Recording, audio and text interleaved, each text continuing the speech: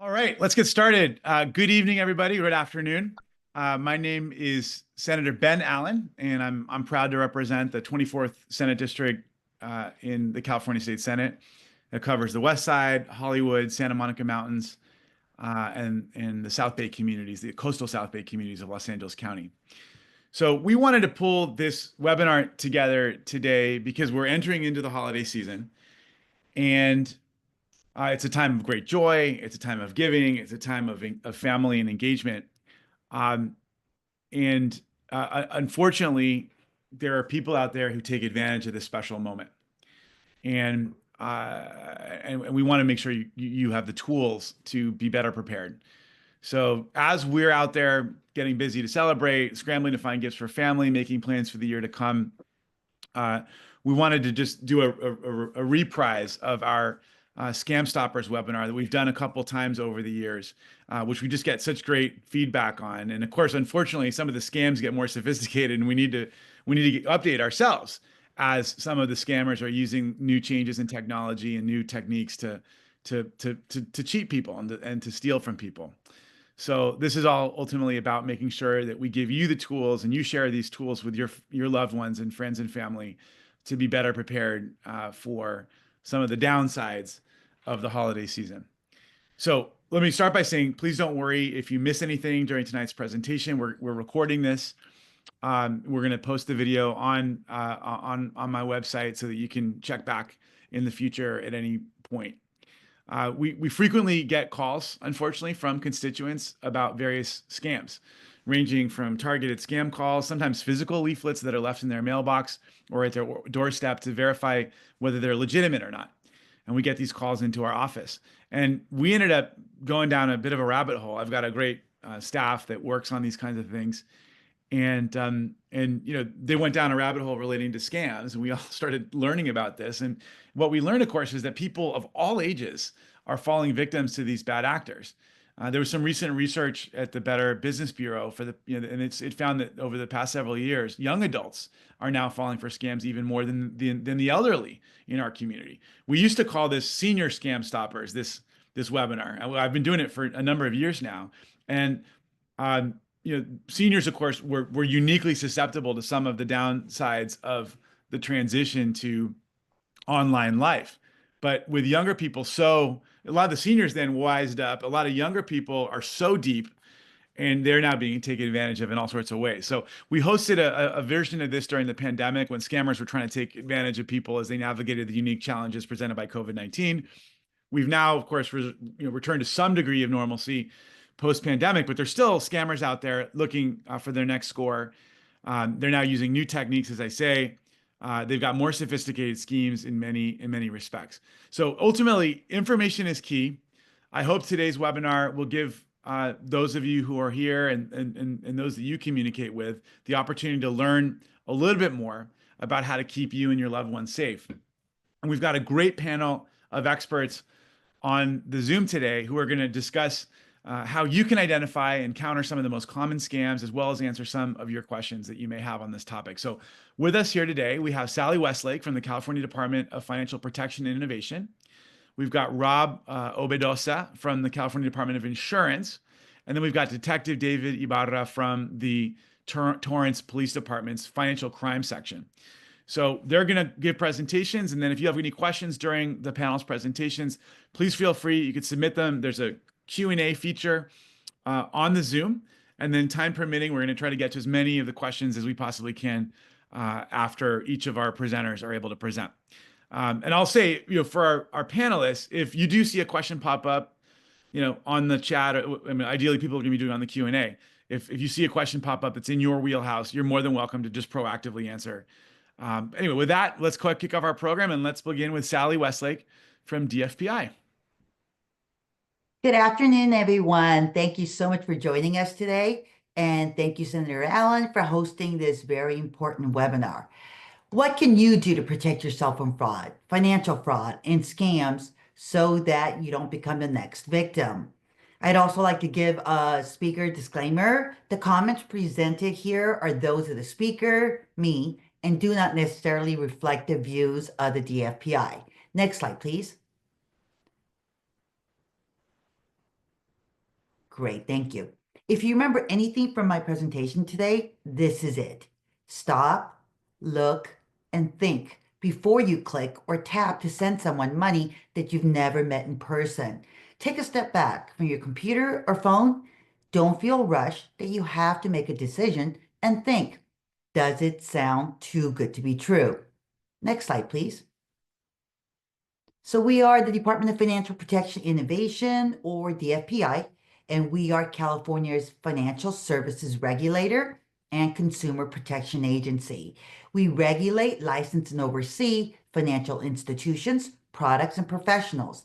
The DFPI makes sure banks, lenders, and other financial companies play by the rules so Californians don't get scammed or taken advantage of. We provide financial education and consumer awareness presentations throughout California to inform and help protect consumers. We conduct exams to ensure state and federal compliance, review consumer complaints, and pursue legal actions against those operating illegally and using unlawful, deceptive, or abusive practices. You can review and check the status of our licensees by visiting our website at www.dfpi.ca.gov. Consumers can also file a complaint when they suspect fraud or suspicious activity on our website. You can also call us at 866-275-2677 with any questions about the industry and our licensees. We also offer many resources and encourage consumers to stay informed of their rights, research financial products and options thoroughly. One great tool available on our website is the Crypto Scam Tracker. It's a database that is searchable by company name, scam type, or keywords to learn more about crypto-specific complaints the DFPI has received. Again, visit our website at dfpi.ca.gov for more information. Next slide, please. So financial frauds and scams can happen to anyone at any time with any level of financial expertise. That's why the DFPI works with Californians of all ages and backgrounds to spot frauds and scams. Now, this is a partial list of the most common financial fraud and scams happening today. First is the government or business imposter scams, where you might get a call or a message that it's the IRS and you owe back taxes. And if you don't pay, they're going to issue an arrest warrant. Well, here's a tip. Government agencies do not call you out of the blue. They definitely will not threaten you with arrest, and they do not take payment over the phone. They do not accept gift cards, wire transfers, and cryptocurrency as a form of payment over the phone. Using technology called spoofing, the imposters can call from any phone number and make it look like it's coming from any other number. If you think there really could be an issue, go to the source. Look up the real number to the IRS customer service and call to verify. Romance scams. If you meet someone online, whether it's through a dating app or a DM on a social media account, please take it slow. Be aware of relationships where their profiles seem too good to be true and the relationship is moving too fast, or they break promises to see you in person. They start asking for money. Maybe it's in small amounts in the beginning, or they require a specific payment method. Do your research. Google his or her name online and make sure they really do exist. Also, there's wrong text message scams. The text might be as simple as, "Hi." The scammer is waiting for you to engage and respond. And after a few months, they might talk about how their family member is an expert on investing in crypto and how they personally have made a lot of money. And that might get you interested. And that can lead into the next type of fraud, like the crypto investment fraud. Do your research. Do your research before investing. If someone you've only met online asks you to download an app, click on a link to open an investment account, those are red flags that should make you very concerned. There's also tech support scams, grandparent, relative scam, you won fraud, and home improvement frauds as well. Now, all of these scams are designed to steal your money or for you to give them your personal identifying information. Next slide, please. So scammers like to use, excuse me, similar tactics to get their victims to pay. They create a sense of urgency, fear of missing out, the deal is only good for today, and or threaten you to get you to do something. So here's some things you can remember, some things to remember. Steps you can take to protect yourself from fraud. Never give personal information unless you initiated the contact. Don't return phone calls left on voicemail. Verify the number that it is a real number before calling back. If you unknown calls, whether it's your landline or on your cell phones, don't answer if you don't know who's on the other end or hang up.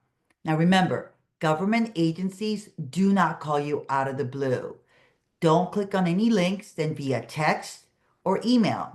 Now, using ChatGPT and technology, the scammers send out emails with logos like PayPal or from your bank that look so real that you want to click on the link. I mean, it's faster to click on that link than it is for you to search the website, the correct website. But if you hover your mouse over the link, you can see the real URL address that the link is going to take you to, and it won't be PayPal or your bank. Do not call the number that is listed on your text or email. You want to verify if there really is an issue, and you do that by going to the source. Look up the real number of the bank to verify if there really is an issue. You might want to consider creating a family safe word or a phrase, something you share only with your family members, including grandparents, something not found online or on your social media accounts. So if they're being contacted by scammers about a family member being kidnapped or is in jail in Mexico, you can ask them to verify the family safe word. Do not send money to someone you've never met in person. Do not send money via gift card, wire transfer, cryptocurrency. All of these methods of payment are what scammers like to use. And once the money is gone, it's very hard to trace. And now we're hearing of cases where the scammers will even pick up the cash and gold bars right from your front door. Now you might be thinking, who would leave a bag full of cash or gold bars at your front door? It's someone who's being scammed and they are scared. Maybe they're being threatened and feel there's no other way. Verify there really is an issue, and you do that by going to the source yourself. Remember, if it sounds too good to be true, it probably is. Trust your instincts. Talk to your friends, family, neighbors if you think something isn't right or you think you're falling victim to a scam. Next slide, please. Now, I always like to talk briefly about this important topic, which is reviewing your credit report. And it's free. Under federal law, you can obtain a free credit report. And thanks to COVID, it used to be once a year, but now it's once a week. You can obtain a credit report from all three of the major credit reporting agencies, Experian, TransUnion, and Equifax. The official website and link is www.annualcreditreport.com, or you can call them at 877-322-8228. Now, you want to review your credit report because it can show signs of identity theft on these reports. Make sure everything is correct, and if it isn't, or there are accounts you do not recognize or did not open, you need to call all three of the credit reporting agencies and do a fraud alert until you can clear up the problem. Now, if everything is correct and you are basically done accessing your credit, you know you won't be opening up any more credit, you're done financing a car or a home, then consider a security freeze on your credit. Freezing your credit means you cannot open up any more credit, but neither can the scammers. And this can help protect you from identity theft. Now, you have to freeze your credit by contacting all three of the credit reporting agencies. But you can also unfreeze your credit if you decide you need to open up an account at a later time. Now, if you have an issue or a problem you cannot resolve with the credit reporting agencies, you can come to us and submit a complaint. Next slide, please. Falling victim to a scam can be embarrassing and upsetting. And according to the FTC's latest report, only 1 in 4 report a fraud or a scam. If you've been the victim of a financial fraud concerning one of our licensees, please contact us, submit a complaint online, or call us for more information at dfpi.ca.gov. Next, report it to your local law enforcement. Get a copy of the report and the report number, because then you're going to need it to file a report with the FTC, the Federal Trade Commission. You can do that by going to www.reportfraud.ftc.gov. Now, if it was also a cyber or internet crime, you also want to file a report with the FBI by going to www.ic3.gov. When you report fraud, while you may not get your money back, maybe you can protect the next person, a friend or a family, from falling victim to that same fraud. Next slide, please. Now, I've talked about many issues today, but it boils down to these three things. Stop, look, and think before you click or tap to send money to someone you've never met in person. Thank you for your time today, and I'd like to turn it back over to Senator Allen. Well, thank you so much. Very interesting and eye-opening. and you know, we've some of the examples you brought up, we've actually heard about directly from some of our constituents. All right, let's go next to Rob Obedosa, who's from the California Department of Insurance, an outreach analyst with the branch for the CDI that covers LA, Santa Barbara, Ventura counties. It's really good to have you, Rob. Looking forward to hearing your presentation.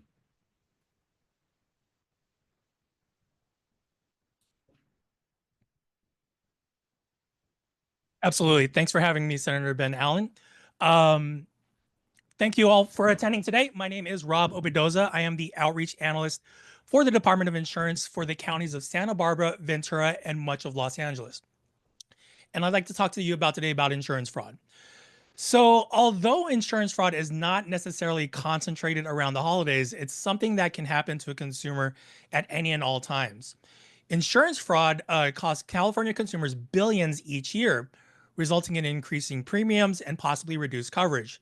So I'm here to talk about some of the things to look out for to help detect the signs of insurance fraud, what you can do to help protect yourself from insurance fraud, and resources to help you report insurance fraud.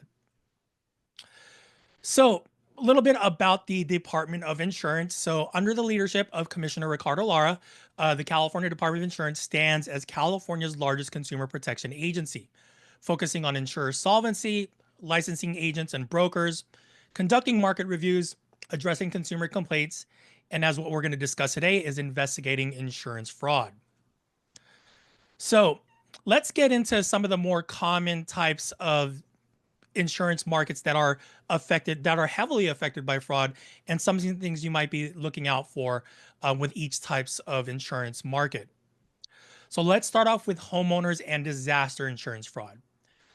So homeowners and disaster insurance fraud is a growing concern that can lead to significant losses and increased premiums for everyone.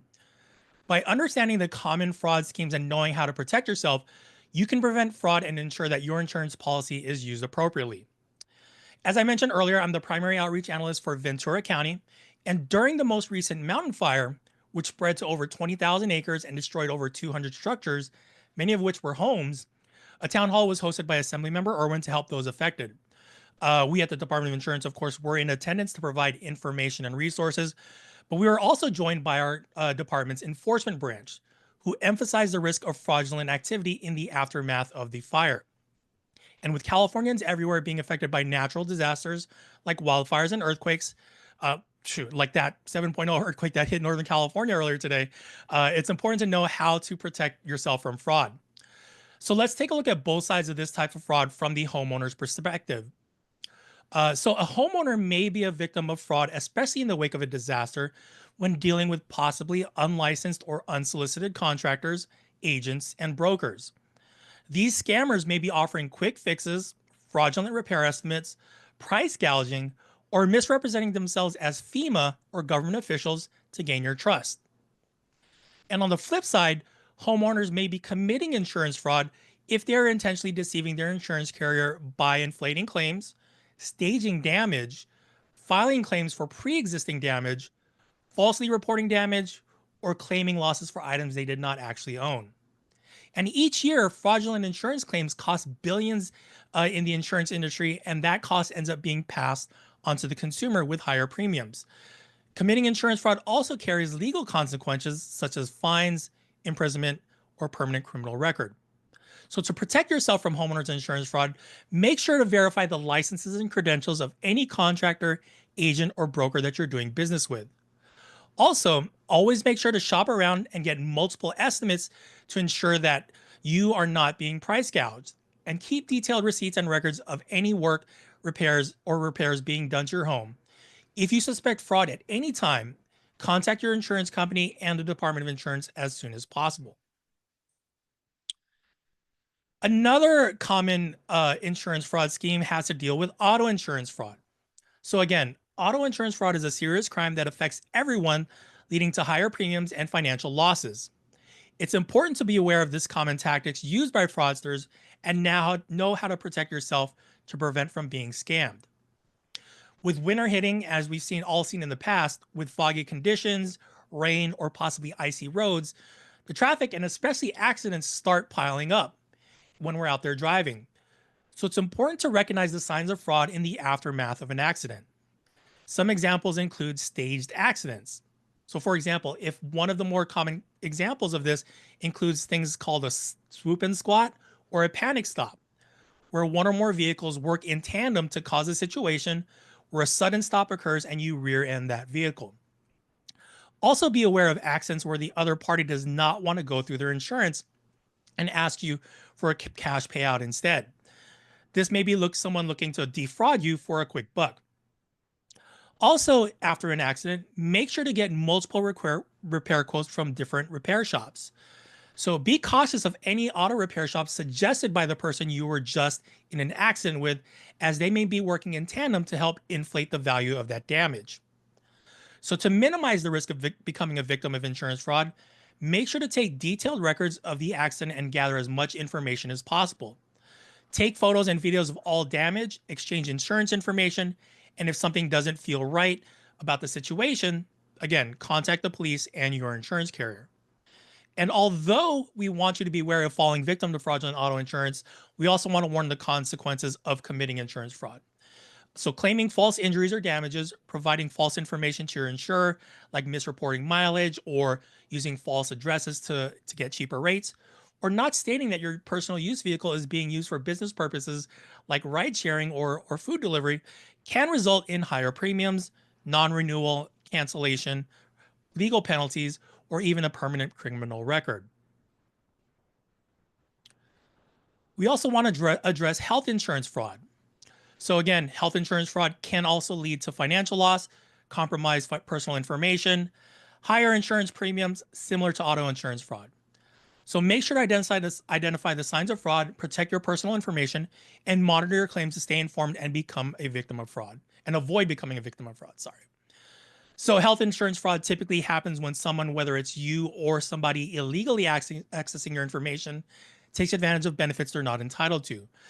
So pay attention to your medical bills, report any errors, inflated claims you might notice, or billing for services never provided or misrepresented procedures. Make sure to protect your personal information, such as your social security number, medical record numbers, Medicare number, and website logins, and only share those details with those that you trust. Avoid phishing scams through email, text, or calls looking to get your personal information, and always be skeptical of unexpected and unsolicited contact. Also verify your medical professional's provider's license are in good standing. And lastly, make sure to regularly review your insurance claims and that they make sure to match those services you've actually received. Again, common theme throughout today's presentation, but if you notice any discrepancies or anything fishy, contact your medical professional's office and your insurance carrier as soon as possible. Now, in California, workers' compensation insurance is required through all employment, and workers' compensation is a no-fault system. So if you're injured on the job, employees don't need to prove an injury was someone else's fault in order to receive workers' compensation benefits. So in addition to medical expenses being covered for employees, some injured workers are entitled to lost wages occurring from injury. However, fraudulent worker compensation claims can be an enticing target for criminals. So, for example, workers' compensation fraud occurs in simple and complex schemes that often require difficult and lengthy investigations. First step to understanding how a workers' compensation fraud is enacted is understanding that under workers' compensation fraud is understanding your rights. So every employee has the right to workers' compensation benefits if they're injured on the job. However, not all employees are transparent with their workers' compensation policy or may try to deny benefits. For example, saying undocumented workers are ineligible when in fact they are. Also understand that it's illegal for employers to retaliate against employees who file workers' compensation claims. This can include threats, demotions, or terminations. So if you suspect retaliation from your employer, again, contact the Department of Insurance. Now, seniors are the largest population targeted for scams because seniors have accumulated wealth in their homes, life insurance, and retirement savings. So it's essential to recognize these types of scams and protect yourself from fraud. So whenever you're presented with an offer for a new policy regarding things like life insurance or annuities, don't feel pressured to make an immediate decision, just like how Sally was mentioning earlier. Take your time and do some due diligence. Start by verifying on the Department of Insurance website that the insurance agent that you're dealing with is licensed and is in good standing. Get multiple quotes from different agents and shop around. Beware of promises of huge rates of return, get rich quick schemes, limited time offers, or those providing free meals or seminars. Typically, if it's too good to be true, if it sounds too good to be true, it most likely is. We would also recommend familiarizing yourself with California's Senior Insurance Bill of Rights, which provides certain protections for seniors when dealing with new life, annuity, long-term care, and Medicare policies, such as a free look provision where you're entitled to a full refund of your premium paid within 30 days of signing up for a new policy. And as the common theme has been with this presentation, if you notice anything fishy, keep in mind, contact your insurance company, contact the Department of Insurance or Department of Insurance as soon as possible, and make sure to protect your Social Security number, Medicare numbers, and bank account information from unknown parties. And lastly, one thing that we've also been seeing is that a population of new Americans can be targets for scams due to unfamiliarity of laws, cultural norms, and language barriers in a new country. Adjusting to life in a new country comes with a lot of challenges, and dealing with insurance fraud shouldn't be one of them. So basically, understand the basics of the different types of insurance is key to new American fraud prevention. Understanding different types of insurance like auto, health, workers' compensation, among others, and when it's required. So, for example, in California, it is mandatory to have auto insurance if you're actively driving. And if you're looking to start a new business or get hired, then workers' compensation is also required as well. And again, as we've reiterated many times today, make sure to protect your personal information like social security numbers, financial information, bank account information, credit card numbers, and so forth. And also, don't share this information with any unknown parties because language barriers can also make understanding insurance a tough task. If you're unsure about something, seek assistance from an interpretation service or someone you trust that can interpret for you. So scammers often target non-English speakers, knowing they might feel vulnerable or intimidated by the language barrier. And again, you can also verify that agent's information to make sure they're licensed and in good standing with the Department of Insurance. And again, take your time. Don't feel pressured into signing anything or rush to sign anything immediately. Always speak to multiple agents, get multiple quotes. Before signing anything, talk to somebody that you trust, like a friend or a family member, to help you look over those documents and provide their opinion. So if you notice any type of insurance fraud or suspect any type of insurance fraud, report it to the California Department of Insurance immediately. Our insurance fraud hotline is listed right there at 916-854-5760. It's a pretty long URL to report fraud, but if you simply go to our website, insurance.ca.gov, you should be able to search for it there as well. When you're dealing with home contractors who are helping you repair your home, you can verify their licensing status at the Contractor State Licensing Board. The Senior Gateway website that California Department hosts is an aggregate of a lot of good information directly targeted at seniors. And the AARP Fraud Watch is one of our partners who can also help out with fraud against senior citizens. And again, if you want to contact the Department of Insurance, our main number is 1-800-927-4357. Our website is insurance.ca.gov. You can follow us on Facebook, Twitter, Instagram, and also sign up for California Department of Insurance consumer alerts to stay up to date on any updated news and information. So again, thank you for your time. Thank you for inviting me today. And I turn it back to you, Senator Allen. Well, thanks, Rob. Appreciate it. Appreciate it very much. We'll have a bigger discussion before, but man, lots of lots of potential pitfalls in that space. Okay, let's now go to one of our good friends from local law enforcement, Detective David Ibarra from the Torrance Police Department. David's been with TPD for over 2 decades now, I think. He's currently on the financial crimes section, but has worked in the Major Gangs Task Force and also done a lot of work with Homeland Security and a DEA task force as well. So appreciate you, David. Let me just throw in one little point. David received a Medal of Valor earlier in my tenure in the Senate for his role in rescuing a woman trapped in a burning vehicle. And used a fire extinguisher to fight back the flames while your fellow officers pried the door open, just enough to rescue the woman. So the car was totally engulfed in flames just moments after she was pulled to safety. So that's just a great one of many examples of the heroic work that you and some of your colleagues engage in. And I'm glad you're now doing perhaps less dramatic but equally as important work, protecting people from scam artists. So let's go over to you, David. All right. Thank you, Senator. My fellow panelists, Sally and Rob, have made my portion very easily. They've basically covered everything I was going to cover almost. So I will cover the aspect of what to do when filing a police report. When you become a victim of a scam or a fraud and you report it to the police, what we are going to look for and what we are going to need is obviously what was compromised. Was it your bank account or your credit card? But we are going to need that account information for either one. And then we need the date, the location, and ideally the time in which it was compromised and where it was used. That gives us the best chance at going and recovering any evidence from those locations to identify and locate any suspects that are related to the crime or involved in the crime.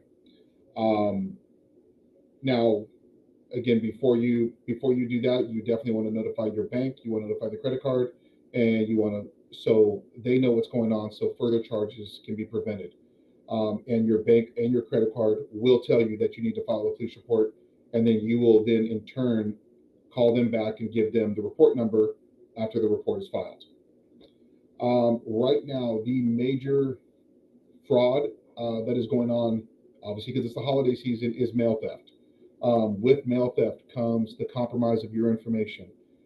They will take anything. So you have your phone bills, you have some Social Security payments, checks, credit cards, anything that you can imagine. They are hitting post offices, very sophisticated on how they're getting the mail out of the mailboxes, as there's been extra measures to prevent it, and they just keep finding a way to get it. If you have to mail something out, I ask you that you please go to the post office and go inside the post office to drop that off. If you can avoid mailing a check, I would do that altogether. Obviously, I know that can't always be avoided, but it could be beneficial as mail theft has just skyrocketed and gone through the roof. Again, the same thing with that. If your check is compromised, you're going to come and file a report. Get a copy of the check so then we can see that where it was deposited or cashed at. And it should have they usually the suspect puts their name or a friend's name on it, which will help us then lead us to finding and locating the suspect. Basically, to protect yourself further during the holiday season. Right now, we're getting a lot of packages delivered. Everyone's ordering things online.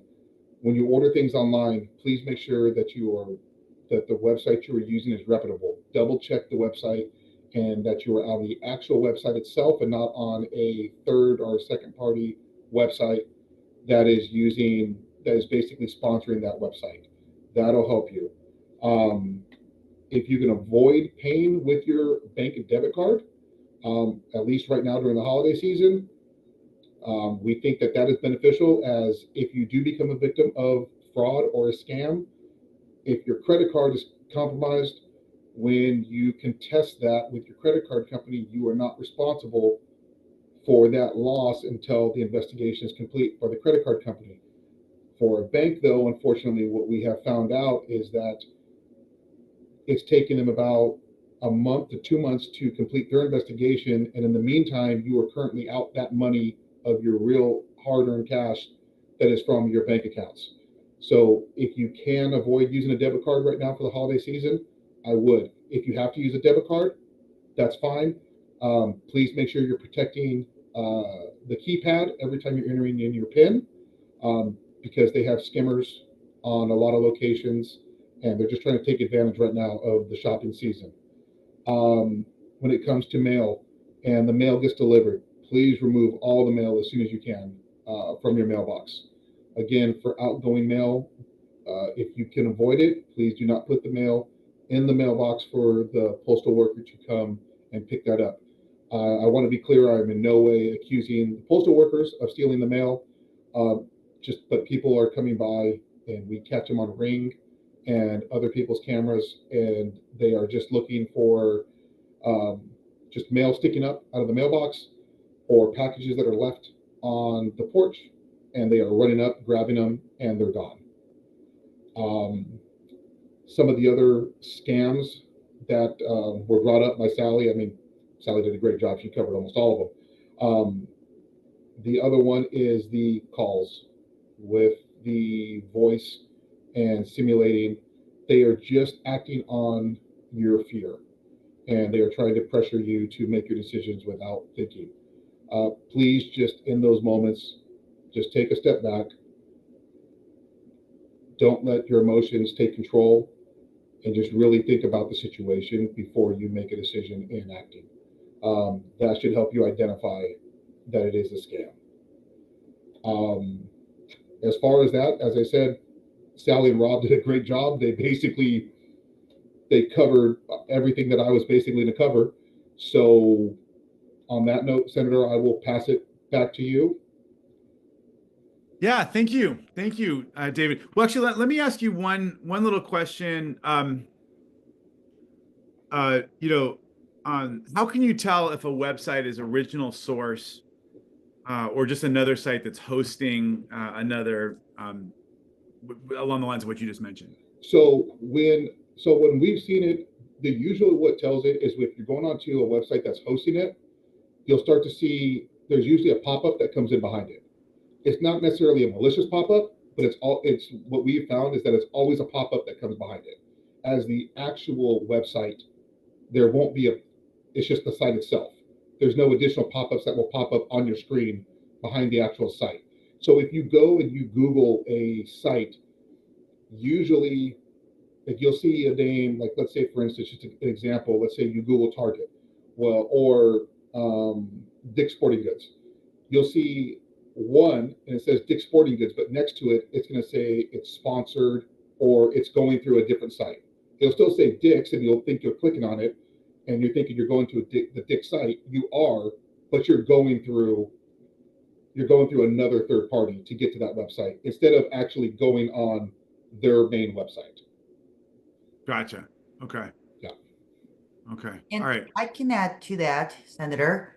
Yeah. So when you Google, like the officer just mentioned, when you Google Target, the sponsored ad, the sponsored link is the first one, right? They are paying money to be listed at the top of your Google search. So the actual just direct site that you're looking for, the real Target website, is usually 3-4 deep. That you have to go to the actual site without it being sponsored.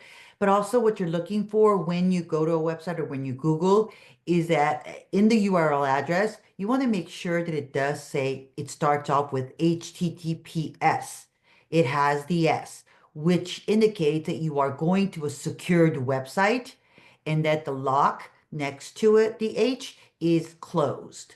that tells you that you are actually going to a secured website that can help you protect your information, personal identifying information, like when you're entering your credit card information. Gotcha. Okay. All right. Um, Detective Ibarra, or maybe any of you guys can answer this. How have you seen the rise of AI changing how scammers are taking advantage of their victims, and how can you tell the difference? I mean, are you um, I assume AI is being utilized pretty extensively to just phish for people. Is that are you noticing that they just kind of send out a mass numbers of texts and emails and then as long as they can pretend like it's a human being for a little bit, and then once they engage, then they can get a real person engaging. So as far as ours for the victims, we're not usually seeing it when they're contacting the victim. We're usually seeing it we've seen it several times in the aftermath when something has changed at the bank and they're calling acting as the owner of the account, pretending to be the victim, and then things are getting manipulated that way. We've seen it a Okay. couple times that way. We have not personally seen it with the actual victim. It's always, we haven't seen that portion of it yet. Okay. Gotcha. Interesting. All right. We got someone, maybe, I don't know who can answer this. Maybe you, Sally, or David, I'm not sure. We got someone was a victim of identity theft earlier this year, and it was related to Venmo, Zelle, some of the cash apps. So if a scam happens through those apps, what are, these are companies that are not limited to California. Um, what are they? What do you have any information as to how to work with them if there's a problem? And are any of those particular uh, vehicles better than the other in terms of anti-fraud activity? So I can answer part of that question at least. Actually, we regulate the cash apps and the money transmitters like Venmo, Zelle, PayPal. So if you're a victim of fraud using those cash apps, please contact us and submit a complaint so that we can see where you're at and try to help you recover your money. That's not always 100%. You may not get all of your money back. What they're looking for is who initiated the transfer. If you sent the money to a scammer, if you initiated the transfer of it, they might decline, to try to help you get your money back. But if somebody used your account information to commit fraud, to commit the scam, then there is a better chance of you actually recovering some of your monies. Okay. Okay. That's helpful. That's helpful. Um, all right. We've got a couple folks have asked about, I just want to repeat something I said at the beginning because I think some people may be logged in later, but we are recording this webinar. It's going to be posted on our state Senate website in the very near future. Someone asked specifically about whether the slides are going to be available for download. Obviously you'll be able to watch. I know at the very least you'll be able to watch the presentation again on our recording. But Sally or Rob, I mean, are your PowerPoints available for folks to download if they want to? Yes, that can Okay. be made available if when you send out the thank you for attending or thank you Okay. for registering for the event. You can actually attach the slides there if you'd like. Oh, great. Okay. That would be fantastic. Is it same go with you, Rob? I mean, again, I don't want to put pressure. Sure, sure. I mean, I will say that this is kind of a new presentation for us, and we're still working through some tweaks and kinks in that. So, once that presentation is fully finalized, I can send you a copy to be able to download. But it might be a few days. Okay, I understand. Totally cool. All right. Barry had an interesting question about I don't know if any of you guys had a chance to see it in the Q&A, but it had to do with charging on one of his credit cards. There was a charge on there that neither he nor his wife recognized. He called the company, contested the charge. It came from Walmart.com, canceled the credit card, ordered a new one with a new number, and then 2 days later he gets a package which looks like it came from the same source to his home address, but with a name that neither he nor his wife recognized. Kind of interesting parallels to some of the examples you guys have brought up with things being sent to to your house, but with a different name. So, he called Walmart, reported it, didn't hear back. What any thoughts on what he maybe should do next? So my suggestion is he mail it back. Lots of times it isn't Walmart.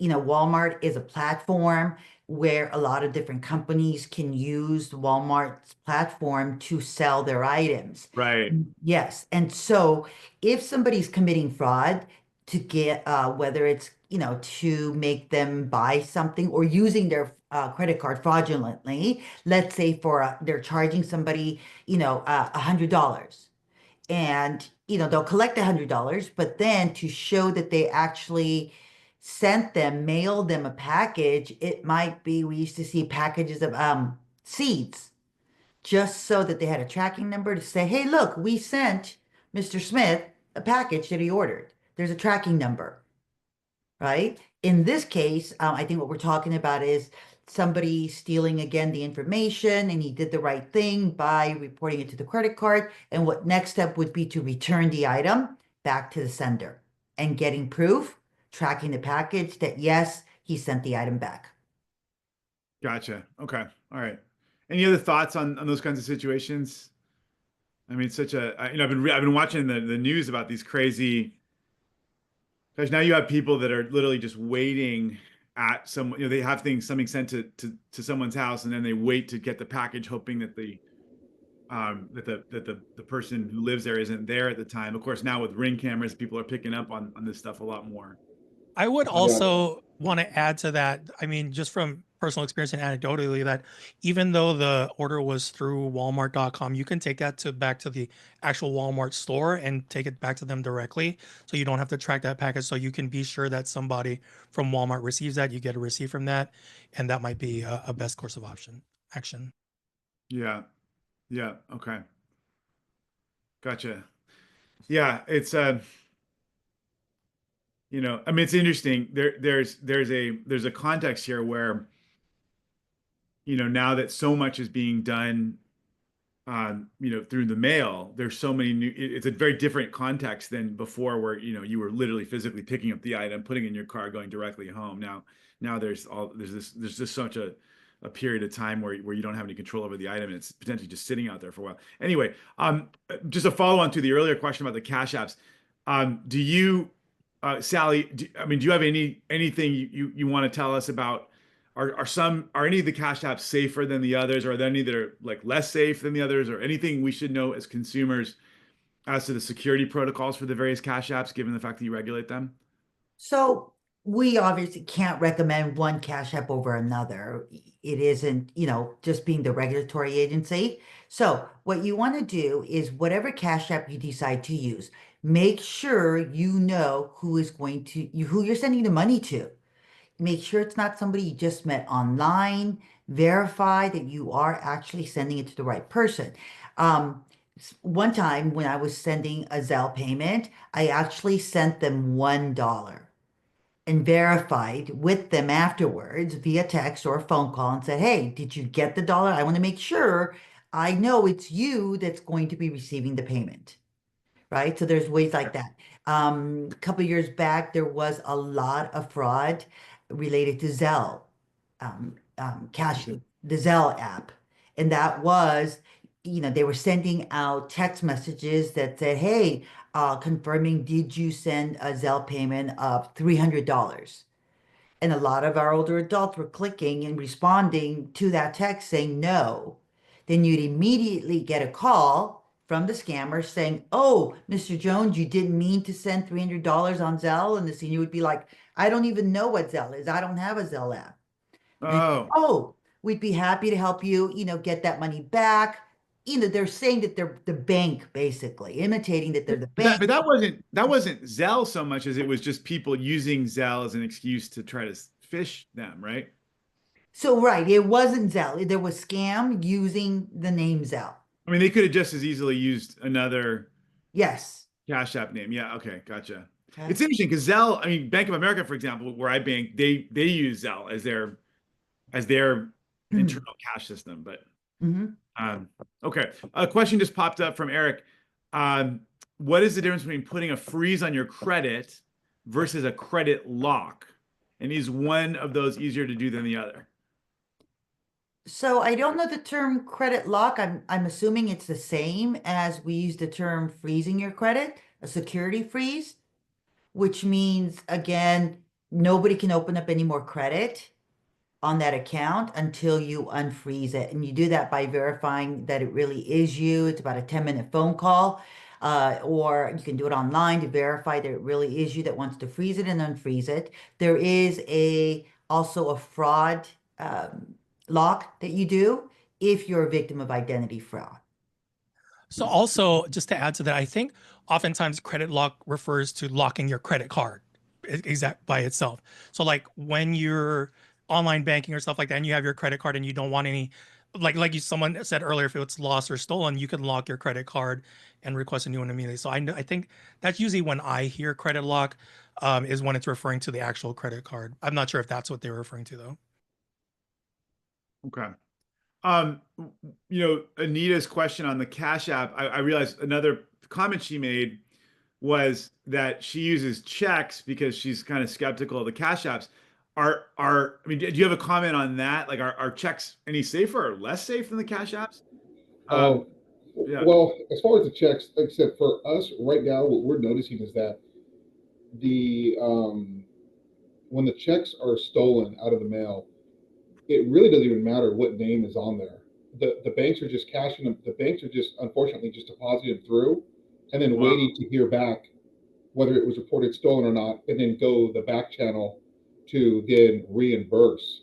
So it's, and what's hard about the checks is that what they're doing is all they're doing is changing the name. So when you have an amount, let's say they wrote a check for $300, well, all you know when you check your statement is that the $300 check went through, and you may not realize until a month later when you get a letter or you get a call from a bill that you were supposed to pay, letting you know, oh hey, we never got payment, and now you're a month behind in finding out that there was fraud, and now it's, by that time the money's already gone out of accounts, it's already been moved, and it's just a lot harder for us to track and find suspects. But unfortunately we have seen, I mean, some pretty egregious checks being, and I'm not going to name any banks, but we've seen some pretty egregious checks being put through to the banks that would just make you wonder, like,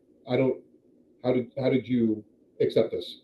I mean, it's especially strange given the fact that the bank's on the hook for cashing a fraudulent check. I mean, they lose the money associated with that if they're successfully challenged, right? Well, we just found out recently with a bank, there is actually a legal window in which if they are notified within that legal window, from what they have told us, then they are obligated to then refund it back. Anything outside of that window, then it becomes up to the bank whether they choose to reimburse that check back. Yeah.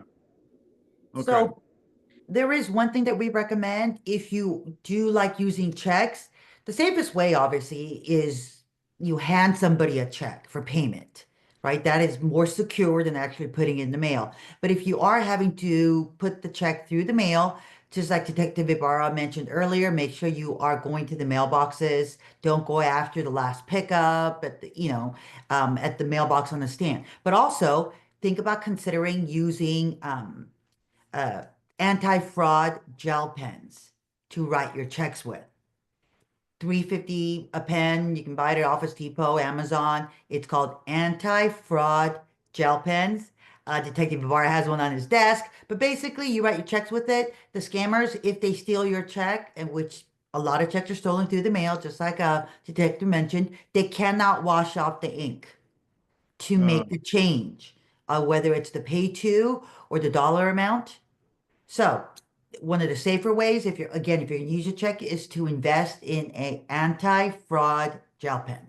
Good. So many things to stress out about. Okay. Now let me ask you guys, why are we getting so many text messages now from random scammers? What, or people trying to initiate conversation who clearly have no connection to us, trying to pretend to have a relationship. I mean, that has just proliferated. Yes. In my own personal experience, and I'm hearing it from friends and constituents as well over the past couple months. What's going on? That is technology. Like just like robocalls, they can send out thousands, millions of calls. It costs them nothing, and they're waiting for somebody to answer the phone on the other end, right? And if somebody picks up that phone call, they can even just resell that phone number. Same thing with text messages. They are just waiting for somebody to bite. They are waiting for you to respond and engage. And it tends to be a lot of our older adults that responds and says, like, oh no, you have the wrong number. Or for you to click on that link that says USPS, wrong address, we're trying to mail you a package. I used to personally get that 2, 3 times a day for a while. And the best thing you can do is when you get these random text messages from numbers you do not know, you're going to just delete, delete, delete those text messages. If you think there really is an issue, let's say it claims to be from your bank and they see a fraud alert. If you think that could be real, call the bank directly with the number you have on file. Don't click on that link. Don't call that number. But again, using technology, it costs them nothing to send out these text messages, mass text messages, and it just takes one person to fall for it. Yeah. And so Also, yeah. I also want to add technology wise with calls and phone numbers. These days, a lot more people are just screening their calls. If they don't recognize the number, they just won't pick up or they'll hang up right away. But with text messages, they go through immediately. So it will have to be viewed to be deleted Yeah. from your notifications. So it's right there in your face. And like as more and more people are using text as a primary mode of communication as opposed to the phone, that's most likely why we're seeing more and more text coming through. I mean, there's some horrific stories. The New York Times had this incredible piece about this poor guy from China who was recruited to a job in I think it was in Myanmar and Burma, where there's a massive civil war. So a lot of areas where there's very little governmental control or even any authorities. And he basically was kind of there's a whole the article basically made the point that there's a bunch of people that are kind of enslaved, just sitting there engaging in text exchanges with people around the world trying to scam them. And they get, they're basically forced to do this, and then by these bosses who are making money off of potential gets. Anyway, really scary stuff. And I'm glad, part of our responsibility in the end of the day is just making sure people are at least a little bit more aware and just engage in better online behavior. I do think someone was kind of messaging me a little earlier with regards to my earlier comment about how younger people are susceptible. A lot of younger people are sometimes they're so used to sharing a lot of information online that sometimes that can get them into trouble when they're dealing with people that are bad actors as well. So anyhow, I really appreciate this very much. And thank you to everyone for your consideration and all the thoughtful questions that we got. I know there's a couple that we're not gonna be able to answer because we got to shut this down. But please do be in touch with our office if there's any additional information that you need. We will get this video up. Let me just say to everybody, in the spirit of the holidays, we are doing a holiday toy drive for disadvantaged kids in the LA area. And we're accepting donations through December 18th. We've got boxes all throughout the district, both at my district office in El Segundo, Torrance City Hall, and the Civic Center Library in Torrance, the El Segundo Library, the Santa Monica Main Street Visitor Center, Belmont Village in Westwood, and then Huzzah Toys. So we're accepting contributions if people want to participate through December 18th. And then on December 18th in the evening, we're going to be having a little reception associated with our toy drive at the original farmers market in kind of mid-city area from 5 to 6:30 on the 18th. So everyone's welcome to attend that. You're all welcome to come if you like. But David, Rob, Sally, thank you for being a part of this, and thank you for all the work you do just on a day-to-day basis to help make our fellow Californians a little safer. It's pretty appalling how many people are out there trying to take advantage of people. And oftentimes they're trying to take advantage of their good human instincts in wanting to be personable and respond to people and responsive to people. And it's pretty sickening that there are some folks out there that try to take advantage of it. But thank you for being out there. It's our job ultimately to let people know, make sure they're better informed, and then follow up. If you do end up having a problem, please do not hesitate to reach out to law enforcement, to reach out to the Department of Insurance, to reach out to DFPI, reach out to our office, and we'll do whatever we can to be helpful, so that you can go on and live your lives in peace and all the rest. So thank you, David. Thank you, Rob. Thank you, Sally. Big thanks to Eddie too, Eddie Phoebes, who's from my staff, who helped to pull this wonderful webinar together. Good evening, everybody, and very happy holidays to everyone. Hope to see you as part of our holiday toy drive.